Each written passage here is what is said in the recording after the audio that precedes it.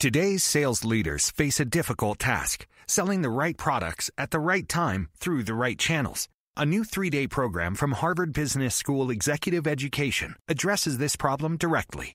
Join us on the Boston campus in August for Managing Sales Teams and Distribution Channels, where you will discover strategies that can lead to the best sales performance. Learn more by clicking the banner or visiting hbs.me/sales. That's hbs.me/sales.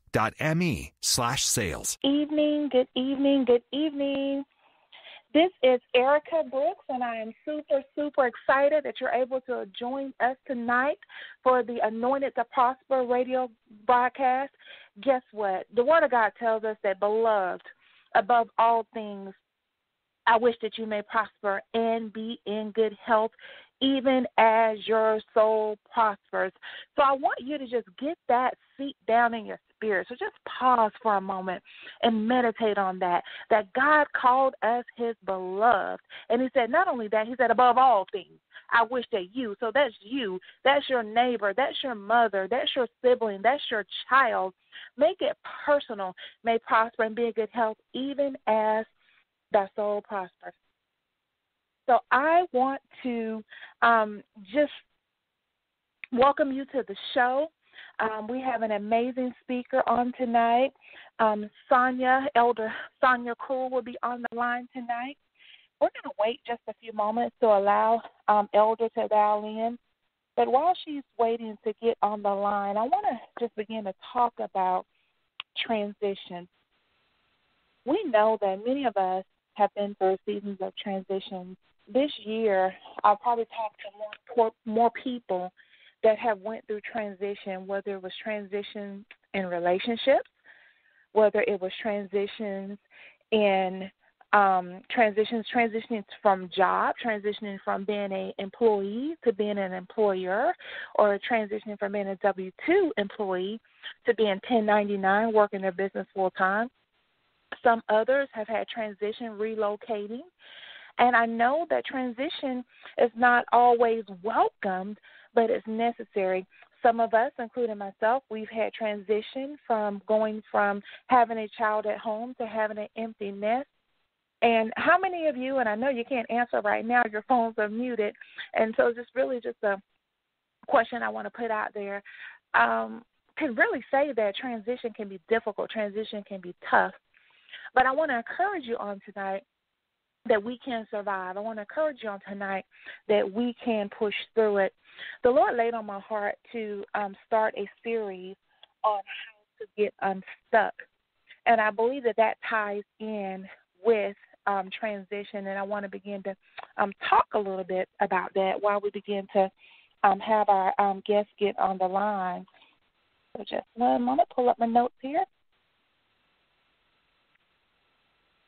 Just seasons in our life where I feel that we have felt that we were stuck. We have felt that we were behind. We have felt that we were just in a season where we don't know, our back is up against the wall. We don't know whether we're coming. We don't know whether we're going. And we don't know, many of us, or didn't know, maybe we know now, how we were going to move out of that place, how we're going to move to the next, how are we going to get out of that situation.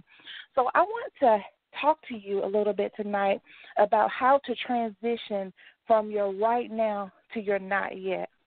How to transition from what you know God has called you to do, and you may have already had the anointed time, because that's the time when God has called you to do it, to the appointed time. How to begin to just, sometimes we may feel in a funk, like I don't want to talk to people, or I really just want to just kind of be by myself, or maybe for another person may feel like they're behind the curveball. However, I just want to encourage you that God is in control. I just want to encourage you that God is able. And the first thing, we're beginning to get unstuck and transition to the next. And I talked about this a little bit on Facebook Live the other day. It's beginning to acknowledge the fact that, number one, we feel stuck. acknowledging the fact that we feel like something is blocking us, something just isn't there. And so one thing I think that we don't do well, believers, is we don't acknowledge what's going on. A lot of times we may sweep it under the rug. Or I can attest to it. Sometimes, especially being in ministry, it hasn't always been popular to say I'm having a challenge. It hasn't always been popular to say I feel that I'm like a gerbil on a wheel and I'm going and I'm going and I'm going, but it feels like I'm not going anywhere. But in order for us to go to the next, we really have to be able to own that we're in this place. We're in this place where our back is up in the wall, or we're in a season where we find ourselves, we're praying, but we don't feel like God is moving fast enough, or we're even fasting and we just feel that, hey, Lord, when is it going to be my breakthrough?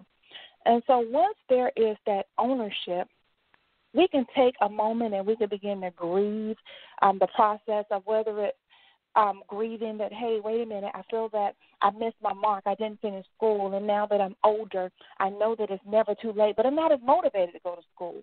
So go ahead and grieve it. Old things are passed away. Maybe it's, you know what, I was married, now I'm single, I don't know what to do in my new norm. Go ahead and grieve the process, that it's a transition. Go ahead and grieve it, but we got to move on. And you say that I say that easy, but I'm going to give you some more pointers as I go along. And I want us to just get in a place of where we understand that it's okay to go ahead and grieve the process, because the word tells us, weeping may endure for a night, hallelujah, but joy comes in the morning. I want us to understand that joy is coming. Joy is on its way. How do we begin to move from that stuck place and transition to our blessed place? Philippians 4:8 begins to tell us to think on those things that are true, think on those things that are honorable, think on those things that are praiseworthy, think on those things that are of good rapport. So that tells me right there that the first step in beginning to get unstuck is that we're going to have to renew our mind. Word tells us, do not be transformed by this world, but do not be conformed to this world, but be ye transformed by the renewing of our mind. So we have to understand that although we may feel this way, notice I said a feeling, when we begin to renew our mind, we know that there is a process, and God has given us the keys. He's given us tools to be able to move to another place. And so what scriptures are we meditating on? Joshua 1:8 tells us to meditate on the word day and night. Begin to do all that is in it. Fast forward, and then he says, and then I will make your ways prosperous, and then you will have good success. So we have to begin to get in the word and say, Lord, what is it that you're saying about my situation? Lord, what is it that I may have missed? And that constant renewal, even when we don't feel like it, we're going to have to get in the word, because the word and the anointing, the word is number one, is the thing that's going to sustain us. And then it's the anointing that removes the burden and destroys the yoke. So I challenge us to begin to get in the word, get in scripture, and see what it says. Luke 1:35 says, blessed is she who believes, for there shall be a performance. Another version says there shall be a fulfillment of those things told to her by the Lord. So that means that whatever God has told us, we can guarantee that it's going to come to pass. Jeremiah 29:11, for I know the plans that I have for you. Those plans are not to harm you, but what? They are plans to give you a hope and a future. Okay, I've given you the spiritual background of just some things to begin to meditate on, some things to begin to work on. But I want to give you something. I'm going to come back and give you something in the natural. But first, let me pause and see if our guest is on the line. Elder Krul, are you on the line? If so, star 1 to unmute your phone.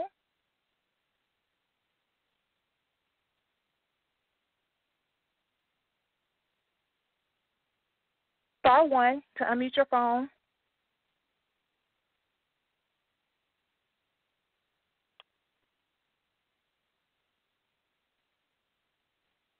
Okay, we're just going to pause right there for just a moment. Hello? Hello, Elder Cruz? Yes. Cool, I'm sorry, Elder Crow. Hi. We're super excited to have you. I was just beginning to just ramble on, and I'll close with a little snippet, but I don't want to take anything away from what you are sharing on transition. Oh, no, you were doing excellent. I was like, she read some of my book. Nothing of what you want to share. First of all, thank you so much for having me. I just feel so honored to be a part of your show tonight. Awesome. Well, first of all, I can say I feel that I know you. I've heard so many amazing things about you, and I only knew your name by Elder. I just learned your name a few weeks ago. Oh. Kirlene would always say, Elder, my Elder. And so that speaks volumes. When someone speaks and they light up and they have that reverence and they have that respect and awesome woman of God, knowledgeable woman of God. And so those are some of the things that I've heard, and I know to God be the glory. So that's awesome. But I want to give a quick bio. Okay. Audience, we have a phenomenal woman of God with us on tonight. Again, Elder Sonya Cruz. She's a native of Augusta, Georgia. She is also serving as an elder of Fresh Start Church under the leadership of Pastor or Dr. Marquise Boone, which is in the Metro Atlanta area. She's well respected, as I shared. Love her spirit already. I can feel it through the phone. She willingly uses her gifts of teaching, organization, coaching, and administration to deliver God's word. And I want to pause right there because what that says to me, that there's a marketplace anointing on her life, and although she is an elder, that she can still utilize, or she does utilize, her gifts in the marketplace. Because when she's in the marketplace, someone needs to be encouraged. Next, just want to share, she has over 30 years of clinical social work experience with a master's in social work from Atlanta University, and she's a trained counselor in bereavement, rape crisis, coaching, and critical stress incidents. Her relationship with the Lord began when she was in 6th grade, and it was introduced to her by a Bible teacher. It was introduced to her in a Bible correspondence course. As she hungers for the things of God, she develops an intimate relationship with Him, and the ability has brought her attention. Her abilities in the kingdom have brought her to the attention of many leaders. As a noted teacher of the Word of God, Elder Sonya continues to serve faithfully and boldly, profess the gospel of Jesus Christ. In 2010, she published her first book, Divorce in the Upper Room. Wow, when I read that, the title, it just grabs me. It just makes me say, divorce in the upper room, because I think sometimes we can go through stuff and we want to be in the valley, but she said divorce in the upper room. So we're just going to dive in. I have some questions that I want to ask the woman of God that I believe is going to be a blessing for all of us. So my first question to you, Elder, is, what would you say are the two most difficult things about change? Wow. I think when you're dealing with change, you got to deal with you first, because sometimes we forget that prior to the change, we have grown, we have advanced, things have happened, and we're not the same person that we were. So when we get ready to change, for the example, when I went through my divorce, I was not the same person I was when I got married. There was some maturity. There were some things that have changed with me. So I have to deal with my own mindset.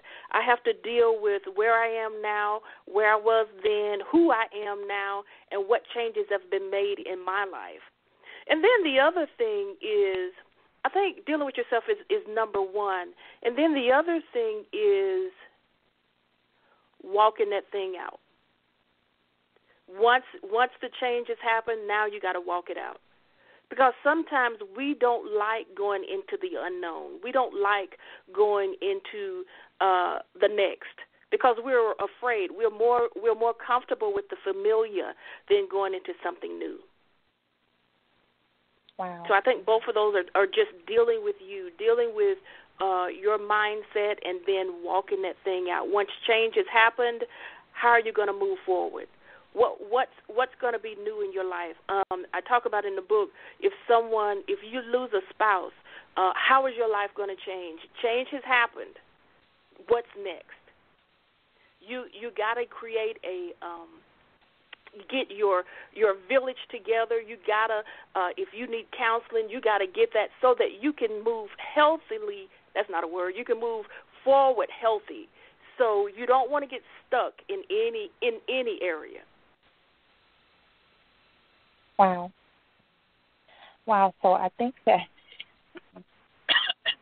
what you're saying is we can't ignore it, but we have to deal with us and the emotions that we're feeling. Oh, absolutely. We have to process Without it. question. We have to begin the process. Change has happened. Yes. You can't be in denial. When transition happens, you're moving from one state to another. That chapter in your life has ended. That doesn't mean that your life has ended, but that particular chapter has ended. Now, what is this next chapter going to be about? How are you going to move to this next chapter? How are you going to maneuver your life? Your husband leaves or your wife leaves, and they used to handle the finances. Okay, how are you going to handle that? You need to deal with that. Yeah, you can grieve the process. Yeah, I'm disappointed. He left me. She left me. Yeah, okay, deal with that. But now we got to deal with reality. Wow.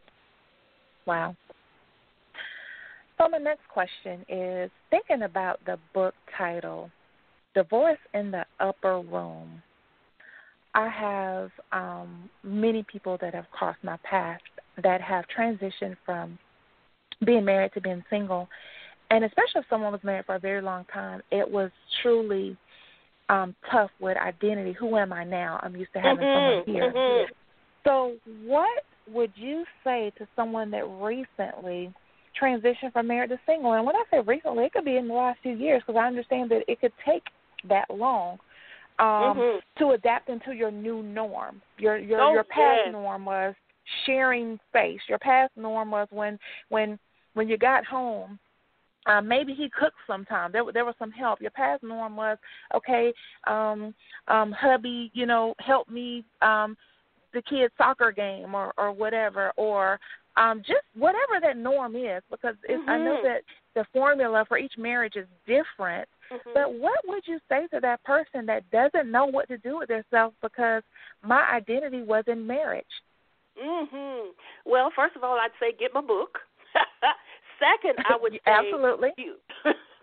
You got to deal with when divorce happens, it's sort of like a death.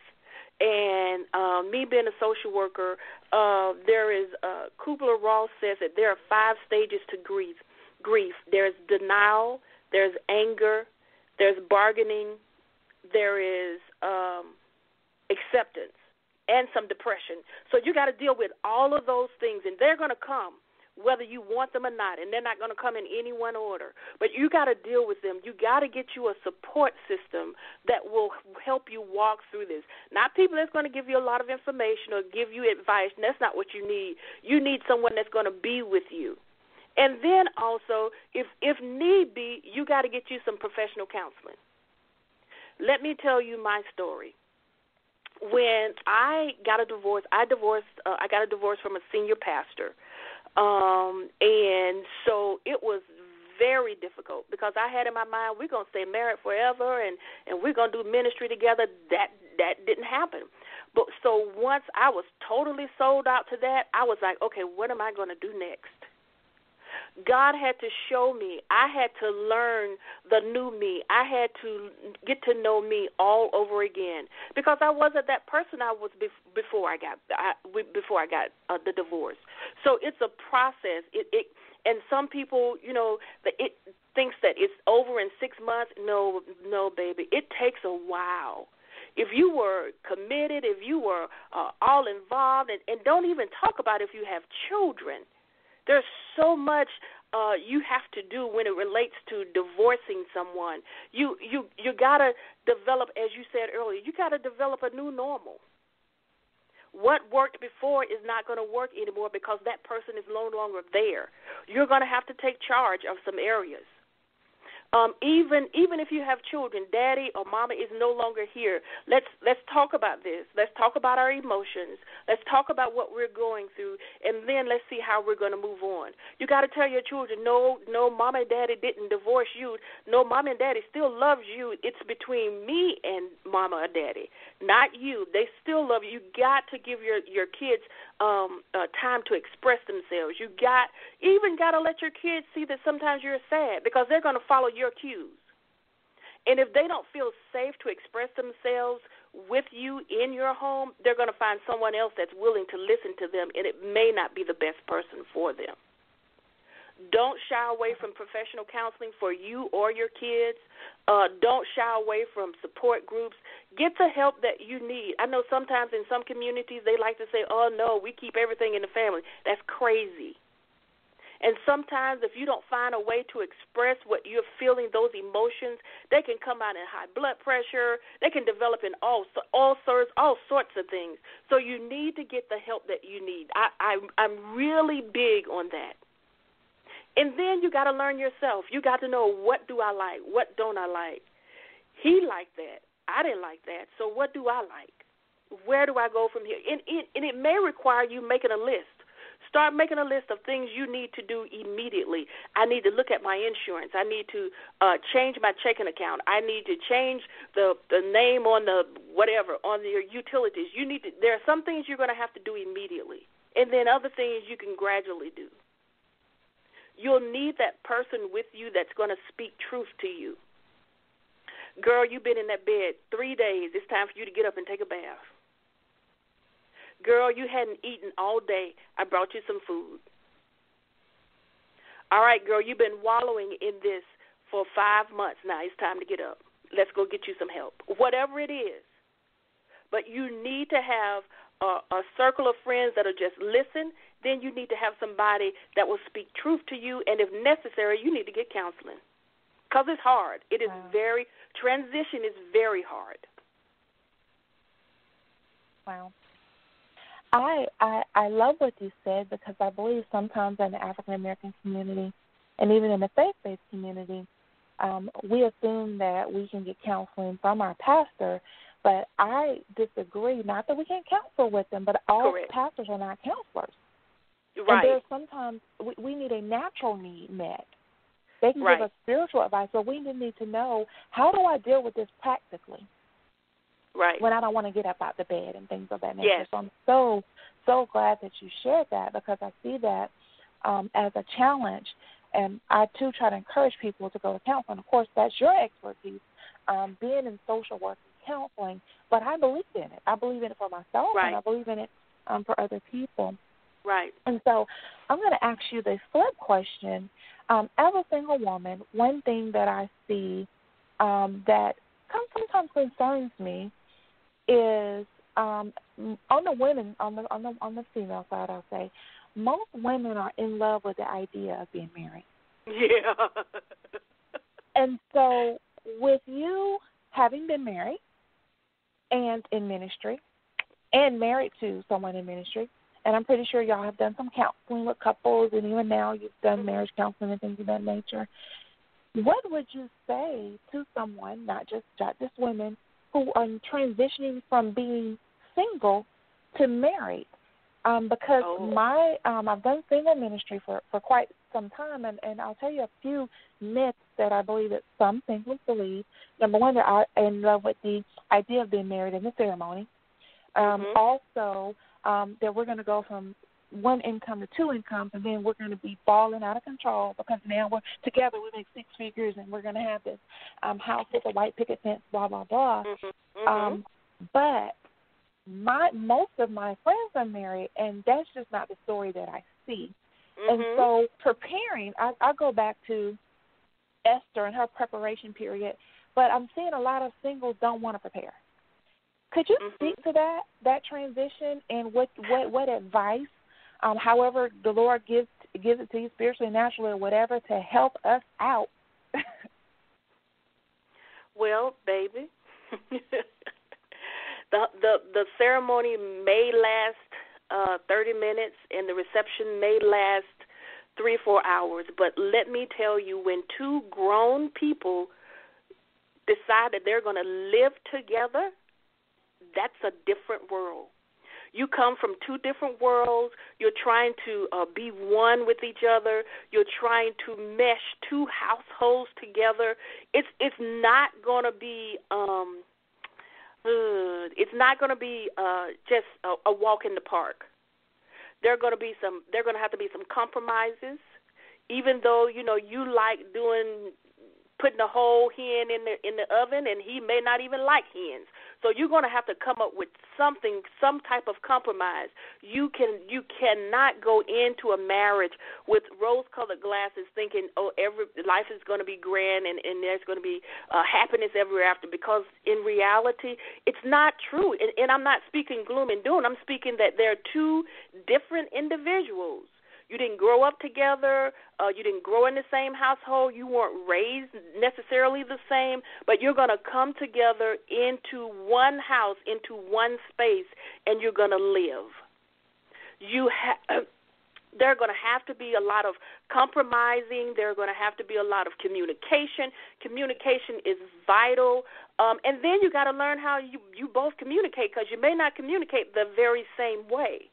And what worked in your mama's house or your dad's house for communication may not have worked in his house.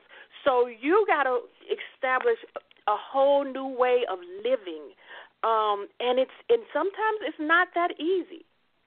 And not to even mention, you may not have gone to the same church. So the way you did one thing at your church, it may not be the way they do it at their church. So it's a blending. And it takes time. It takes time spent together, time communicating. But you can't go in it with, if this don't work out in 6 months, I'm out of here. You can't. You got to go in it for the long haul, because sometimes you don't even hit your sweet point until after a couple of years, because you're still learning each other. And then, not to mention, if you bring a baby in the mix. So you have to be prepared mentally, you have to be prepared emotionally, and you have to be patient.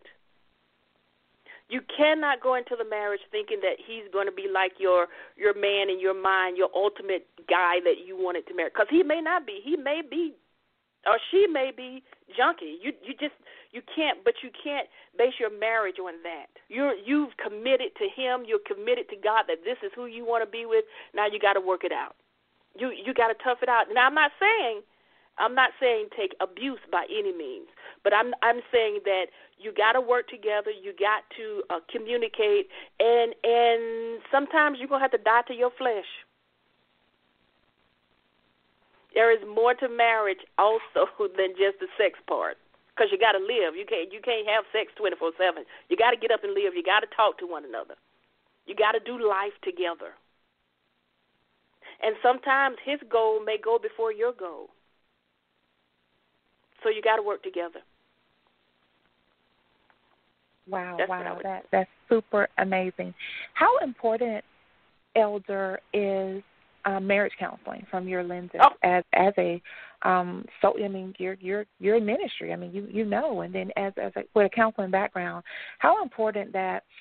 I'm okay. Let's say me, and I'm just super excited. I met this guy, and I feel something. But if I bring him to Elder Crew, I don't want her to discern anything. So we're gonna just creep off, and I'm gonna hide him. Girl, you better go get some counseling. My pastor may discern something. Mhm. How important is that? Is it not? It is absolutely vitally important, because see, you're looking at him. Oh, he's the one. Oh, isn't he cute? Oh, look at those eyes. Oh, he's just so nice. But see, your pastor or your counselor is coming from a whole different perspective. They don't have on any rose-colored glasses. They're looking at the reality. Okay, I see how you relate to him. I see how he relates to you. I see what you all are bringing, what you all are putting on the table. I see you don't have a job, but you have a lot of bills. So they look from a whole different perspective. So you need somebody from the outside, a professional from the outside, to give you guidance. You got to have that. And I'm not saying that a marriage can't work without counseling, but they work a whole lot better when you know what you're dealing with going in. Wow. Thank you for that. I've taken some notes over here so I can go back and share, and that's just amazing information. Thank you. One of my big questions that I've probably dealt with more in the last 2 years than probably my entire life, ministry. Mm-hmm. One of the biggest transitions, I believe the most difficult, is when you're transitioning in ministry. Mm-hmm. Because I believe that we're so tied to our leader. What happens when I absolutely love my leader, but God says it's time to shift? Baby. And you're hurt and you're disappointed and you're like, no, Lord, but I love. But God said, but obedience is better than sacrifice. Can you tell us just even some natural things to do during that transition, or how to properly transition, however you're led? Please just share with us. I would say you need to have a meeting with your leader. And if the leader is concerned more about your relationship with the Lord than he is with numbers or whatever you bring to that ministry, he will understand. My leader says, if you ever come in and say, God has told me to do A, B, and C, he will say, okay, because he's not going to go against God. So I believe you need to go in and talk to your leader. And if you are sure beyond a shadow of a doubt that God has told you to do whatever, then you who do you need to obey? Do you need to obey man, or you need to obey God? And you just have to take whatever comes after that, because it's more important to follow the voice of the Lord. Even when I look at my own experiences, there were some things that God told me to, well, one particular thing, God told me to move on in it, and I did not move on it. I delayed it 2 years, and I have to tell you, God made that become such a bitter taste in my mouth till I decided to move. I remember when it was time for me to leave a particular church. Love the church. Love. I think it's exactly what you were talking about. Love the church. But God said, your time was up here. You have done what you were supposed to do here. God made me have such a bitter taste till it was almost like he was kicking me out. I had to get up and move. So for me, when it's time to leave, God will turn that thing to a bitter taste. But now let me say this. I did not just get up and walk out of the door. I had a meeting with the pastor. I told him where I was and what God was leading me to, and he said, okay, daughter, you got to leave properly. You can't leave grudgingly. You can't leave bitterly. You got to leave the proper way. And I think I really believe if they're a woman of God, I think they'll understand. Wow, I love it. So what I hear you saying, audience, listen to Elder. We must do things decent and in order. Follow God, Amen. But even in following God, being in order. Because we don't want to, we just want to do things the right way. Absolutely. And especially we've served and we've worked closely with the leader. We just want to do it. We don't want to do, in the kingdom, we don't want to be cowards and send a text message or just stop answering the phone or things like that. We want to do it differently. So I love it. And then there are some people, I really believe that there are some people that are meant to stay at a church, from birth to death. But then there are other people that will go to a church, help build it up, help do a specific thing, and then God would tell them to go to another church. That's what I believe. There are some people, I have been to, I'd say about 3 or 4 churches, and I would do what God called me to do there. One place, I did some administrative stuff, got them on track. Another place, I did some other work there, and then I moved to the next place. And I never, ever, never just left without talking to the minister, without talking to the pastor. Never. And never did I leave on a bad note. As a matter of fact, I could go to any one of those churches right now, and they would take me back because I left right. Awesome. These are just amazing amazing words of wisdom. Well, Elder Sonya, what I want to do is I want to open up the lines for questions because I believe you shared just some impactful information. And then after we take a few questions, we want you to tell us how are your social media links, how can we find you on social media, how can we purchase your book, website, or any of that information. But you'll be responding to questions. So if anyone has a question, if you would just hit *1 and ask Elder the question, and we'll go from there. So we're going to take, it just depends on time, so we're going to have to take about 7 minutes for questions, and then we'll move forward. *1 if you have a question. I don't have a question, but can I give a remark, please? Yes, who do we have on the line? Michael Sterling, Columbus, Georgia. Mr. Sterling, thank you so much for joining us. Yes, ma'am, and I'm glad I did. Let me tell you, because of what I listened to, tomorrow I'm going to the VA and I'm going to sign up for counseling. Because y'all said some things. Everybody been trying to get me to go to counseling, but because of what I heard tonight, I'm going because I'm dealing with that grief that you talked about. And I am going tomorrow, no doubt. Something, I don't know why I looked on my phone and I saw this and I had a number. I said, let me call in. And y'all were talking about me. Y'all talking about the grief I was going through. And, you know, I'm going through, I said, should I stay in Columbus? Should I go back to St. Louis? Should I stay in Columbus, go back to St. Louis? So, and then I sleep too much. And so now I understand why I'm doing that, because I didn't get the counseling. And you're right. Every pastor is not a counselor. And so tomorrow I'm going to the VA, and I'm going to get what I needed 2 years ago. Thank you. Amen. Thank you very much. Hallelujah. Praise report. Wow. Mr. Sterling? Yes. I just have one quick question. I know you lost your spouse. How many years has it been now? It'll be 4 years in October, and you see, the problem is I thought I was supposed to have been over by now, but I'm having some problems. You know, she was a CME pastor, and Saturday I went to a spouses program for ministers and spouses and ones of deceased, and I did something that me, being a man in my 60s, don't normally do. I had a little tear in my eye. And I was always afraid of going back to the group that she used to pastor to and having those feelings, and that's what happened. That was Saturday, and here it is Tuesday. You telling me to get counseling? Y'all didn't know y'all was talking to me, but I'm going to get that counseling because I need to move on. You know what I mean? I'm stuck in a pattern, like holding pattern, and I never was like that. You know, sometimes men especially, we get to the point, we get up in age, we think we just know just about everything and that we can handle everything, but y'all have convinced me tonight. Now, y'all have convinced me tonight to go ahead, and nobody else could convince me all this time. But I was convinced tonight, and I want to thank you for putting that online because this could be the pivotal point of my life, whatever I got left. Amen. And I want to thank both of y'all very, very much.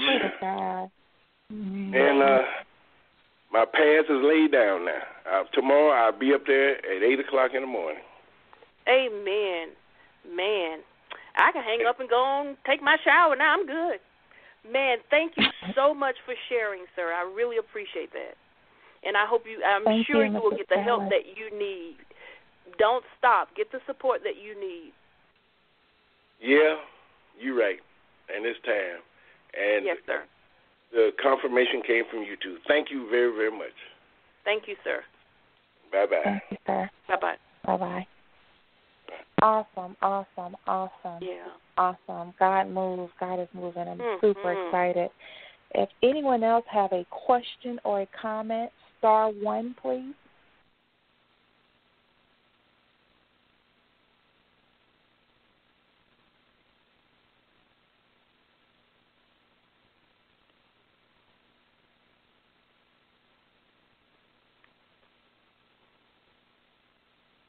*1. I'm going to share for me. 2017 was a year of transition for me, and I transitioned out of a ministry that I had served in for several years, and just some different things that transpired. I, too, sought natural counseling, because one thing in ministry is a lot of times we're pouring out, and we don't always have someone pouring in, and then there's a level of confidentiality in ministry where you have to be very careful who you're sharing with. Correct. And so I just want to say to you, Elder, just thank you so much for sharing what you shared, because to me it sounds so differently coming from a person that's not only an elder but who's in that counseling space. You know, sometimes I feel that when I say it, people kind of, still kind of shy away from it, but I sought it because of I had dealt with some leadership hurt and things of that nature, or I also wanted to cover and protect. Some of my challenges were coming from leadership, and I wanted to protect. And so I went to someone neutral and released what I needed to release. Also, it was just the busyness of life. I had a full-time job, a business, in ministry full-time. I was beginning to just get mentally exhausted. And so that was my release. And what I realized is the counselor didn't say a whole lot. I'm the one that's releasing, but I felt better that I was able to unload. And so I'm just a proponent of it. And I, in my season of transition, it was very difficult. There's a lot of warfare that's associated with that transition. But I can tell you that when God told me to do something, and I did the same thing, Elder, I didn't obey. I hid. I thought I could be Jonah and hide from God because I didn't want to do what it is that he called me to do. And God made it very difficult for me. Sometimes we think it's the enemy, but God made it so difficult because of my disobedience. And so when I decided to do what God called me to do, it's like an elephant was lifted off of my chest. The stress began to go away. And so I'm just reminded tonight of how important it is to keep our mental health together. Absolutely. How to encourage others. Okay, now time to get up out of bed. Okay, you haven't eaten anything. You're dropping weight quickly. Do it. Because sometimes we don't want to hurt or offend, but it's necessary. Somebody got to be a pusher. Right. So thank you. Thank you for that. It was. Thank you. I mean, in transition, it takes time. Whether you're dealing with a death or a divorce or moving into your next, it takes time, and you're not going to be settled in overnight. You got to be patient with yourself. You gotta get, as you stay healthy throughout the entire process. You can't get stuck in one area. You got to get the support that you need. You can't go at it alone. God didn't mean for us to do this by ourselves. So we need that support. You need the right kind of support, but you need that. Awesome. Okay, star one. Any questions? Star one, and then if there are no more questions, we're going to move on, and Elder Sonia's going to tell us how we can reach her. Okay, star you ready? One. We'll take one more question. Okay. Star one. Okay. Hello. We're going to move on. Oh, sorry. Go ahead. Hi, my name is Tiffany. I am from Lily Hill Baptist Church. And just want to say, hey, I'm so excited for this moment in your life and have followed you ever since you started in this transitional period. So it has been a great pleasure. I've learned a lot. And actually, it has opened my eyes to a lot of things because I'm in several transition periods, I feel right now. But a lot of good information and the same information, because at the end of the day it is a divorce from something else to go into another part of your life. So, even to your job and to different areas, we all have to leave one area to grow, as you said before.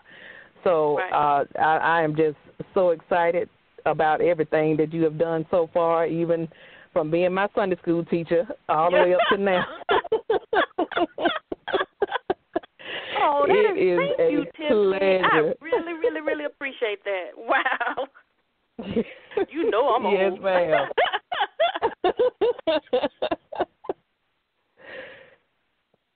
Wow. Well, And thank that's all you I for had to calling. say. That's it. Thank you for calling, and thank you for listening and following. So you know where I am if you need me. Yes, ma'am. Yes, ma'am. All right. Okay. Elder Sonya, we have, I think, 2 more questions on the line. Okay. Star 1, please. Can you hear me? Yes. Yes. Okay, hi. So this is Terry Lynn. I have a question. So I'm curious about what you would recommend for someone that is in the midst of multiple transitions all at once. It can be difficult when you're going through one transition. And then part B of that question is, do you recommend that a person even attempt multiple transitions at once in the first place? Well, sometimes we are thrown into transitions that are not of our making. There are instances when you may be going through a divorce and you also got to find a place to live. But if at all possible, I would say pick the one that's the most of the highest priority or the most pressing, and try to deal with that one first. But there, like I said, there are instances when you have to multitask. But you need to, like I do, when I have a lot of things going on, I make lists so I don't forget anything. I keep a notebook by me, so when it crosses my mind, I write it down. Because sometimes when we're dealing with so much, something will cross our mind and we say we'll deal with that later, and we forget about it. And that can be something very important. So keep you a notebook if you got to do more than one thing at a time, so that you can jot stuff down. But if at all possible, I would say do that major thing first and then work your way down your list. Thank you so much. Thank you. Star 1. Additional questions? Star 1.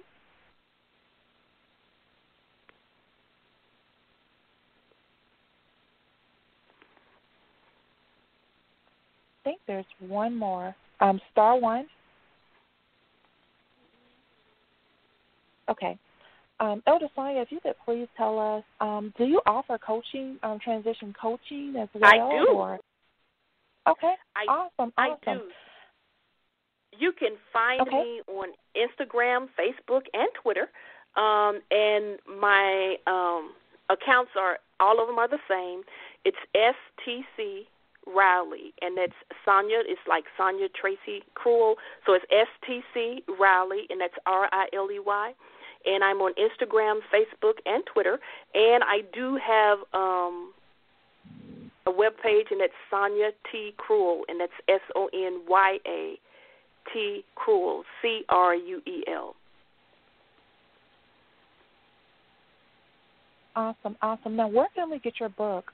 Is it on your website? Is it on Amazon? You can go to the website. You can go to Amazon.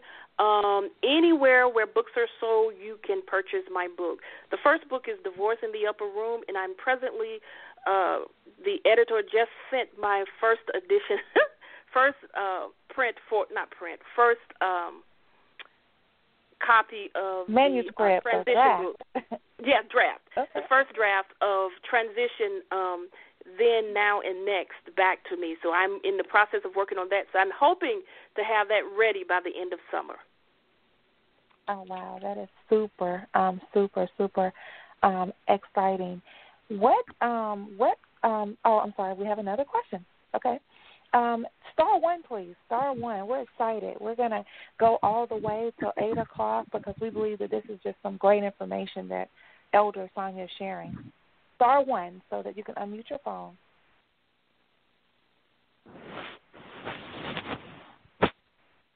Okay, just one moment. I can tell that there's another question, but no one is. Make sure your phone is unmuted. Star 1.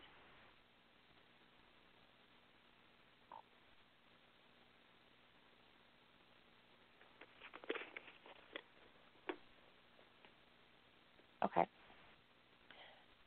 Okay, we're gonna. I know that I can definitely tell that someone's on and have questions. But are there any closing remarks that you can give us? And before we close, I also have a question. What would you say about the transition in the workplace?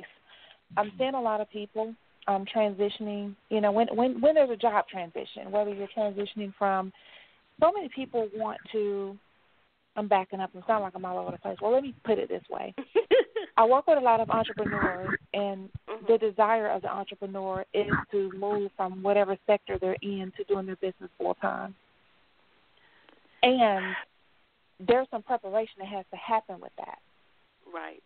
And so what would you say to that person who's you're sometimes you got this comfortable salary is rolling in or whatever, and now you've shifted to, I'm in business for myself. And I think one of the biggest myths is that you have more flexibility, but you have to work harder for yourself than right, you typically absolutely. do on a job. And so from your lenses, what would you say to that person who thinks that I'm not accountable to anybody, I'm just going to do my own thing? Well, no, you're still accountable. You're accountable to Georgia Power, AT&T, whoever you use to pay your monthly bills. So you're accountable, and then you are accountable to whoever your clientele may be.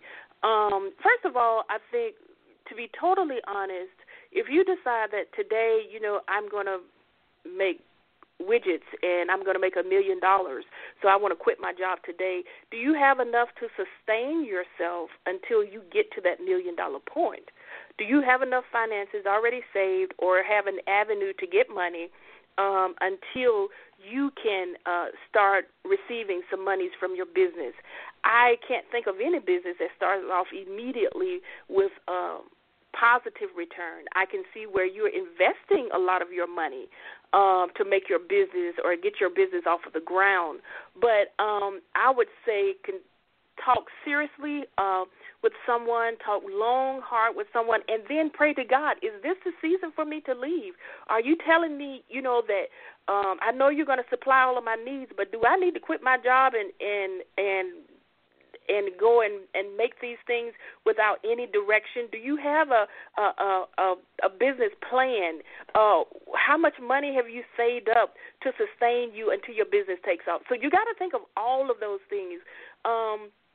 I know that everybody wants to be their own manager, want to do their. If you have a problem getting up now, when it's time for you to get up to do your own job, will you still get up? Will you still get up without someone beating you over the head, saying you got to punch this clock by 8 o'clock, you got to work till 4:30? Are you willing to go the extra mile? Because you're going to have to do it all. You're not going to have a secretary. You're not going to have your partner there with you working on it. This is your business, so you may have to work some long hours. Are you ready for that?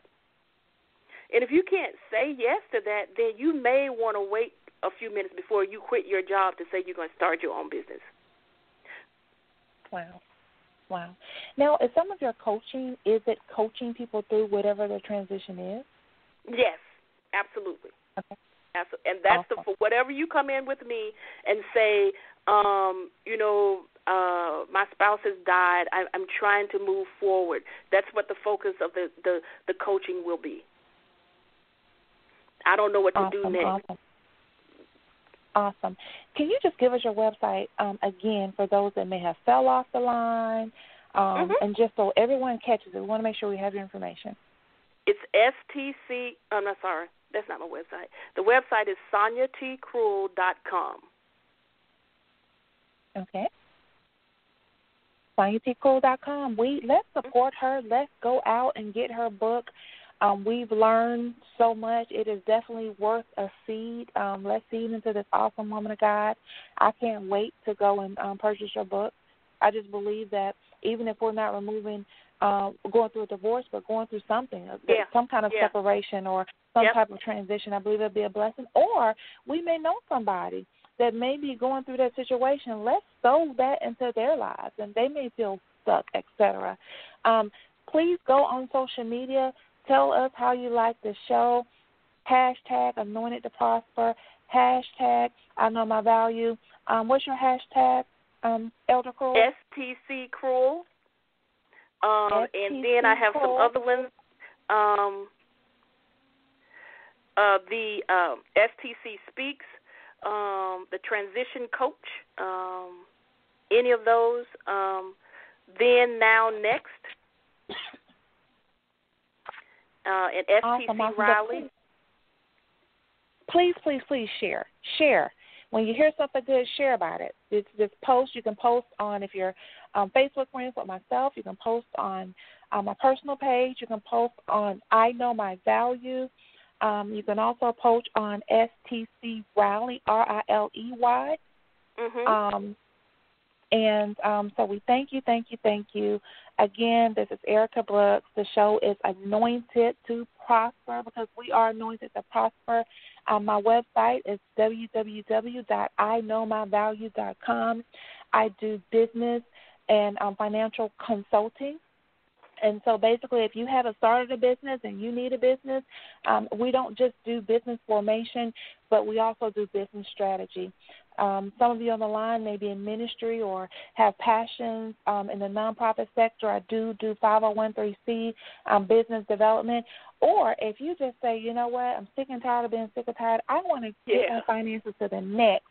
What I do is help people develop wealth, because the word tells us that a good man leaves an inheritance to his children's children. So I'm going to help you leave an inheritance. Check me out, www.iknowmyvalue.com.